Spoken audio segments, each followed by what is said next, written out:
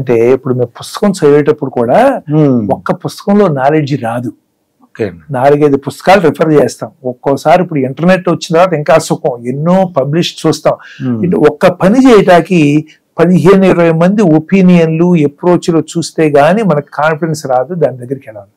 అలాగే అంటే మనకి ఒక మనిషి ఒక భగవద్గీత చెప్తానో, బైబిల్ చెప్తానో, ఖురాన్ చెప్తానో మనం ఫాలో ఎంత గొప్ప మనుషులం కాదు. మనకి రకరకాల మనుషులు రకరకాల వేసి చెప్పాలి. ఇప్పుడు బాల భారతం ఉంటుంది, అది చదివామనుకోండి పిల్లలకు అర్థమయ్యేటట్టు స్టోరీ లాగా ఉంటుంది. కానీ మనం అది చదివామనుకోండి అది ఉపయోగం లేదు, మనకి వేరే లెవెల్ దాని డెప్త్ మనకి తెలియాలి, దాన్ని అర్థం చేసుకుని. అంతేగాని ఇప్పుడు పిల్లలు ఉండి ఆ పాండవులు కౌరవులు వీళ్ళు వచ్చారు కొట్టుకున్నారు ద్రౌపది ఇది తెలిస్తే అదేంటో ఒక సినిమా లాగా ఉంటుంది.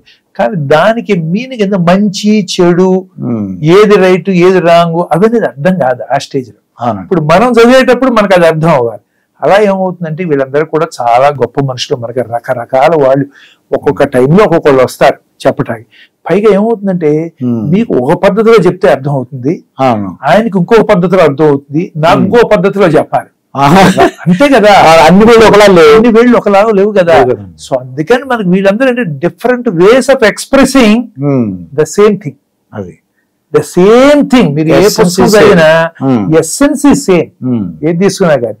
కానీ ఏంటంటే మనకు సారాంశం ఒకటే, కానీ కట్టె కొట్టే తెచ్చేలాగా చెప్పామనుకోండి అంతే కదా. ఇప్పుడు చెప్తే ఏం అర్థం అవుతుంది అసలు మీకు? రామాయణం కట్టే కొట్టే తెచ్చే అంటాం, ఏమన్నా అర్థం అవుతుందో?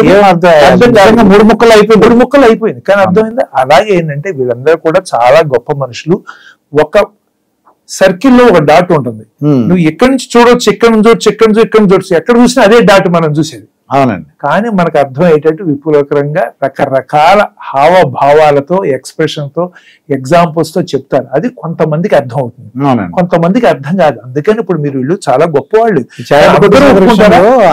ధారణ చూసారు. అదే అందరూ ఒప్పుకుంటారా? ఒప్పుకోరు. కొంతమందికి చాలా మంది, కొంతమందికి ఇంకో వాళ్ళది నచ్చుతుంది.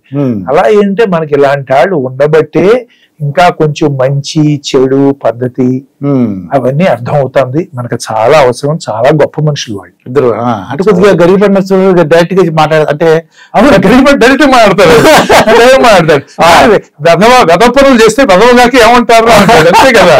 ఇప్పుడు ఉన్న పనులు చెప్తారు అంటే చాగటేరాలు చెప్పరు. అదే అంటే రకరకాల ఎక్స్ప్రెషన్స్, అది సేమ్ థింగ్, సారాంశం ఒకటే కదా. ఒక్కొక్కరికి అది నచ్చుతుంది, ఒక్కొక్కరికి ఇది నచ్చుతుంది. మనం కూడా డిఫరెంట్ కదా, మీరు నేను ఒకటి కాదు కదా. మీకు కొన్ని నచ్చుతుంది, నాకు కొన్ని పద్ధతులు నచ్చుతుంది. అదే బ్యూటీ ఆఫ్ ది వరల్డ్. అందరూ ఒకేలాగా ఉన్నారు అనుకోండి, మోసగొట్టినట్టు వేస్ట్ కదా. ప్రపంచం ఇంట్రెస్టింగ్ ఉంటుంది. నేను ఎస్ అంటే మీరు నో అంటారు, ఆయన మేబీ అంటాడు, అప్పుడు నేను ఆలోచిస్తా ఈ నో ఎందుకన్నాడు, ఆయన మేబీ ఎందుకన్నాడు, ఓ డిఫరెంట్ యాంగిల్ లో they are looking at, maybe they are right.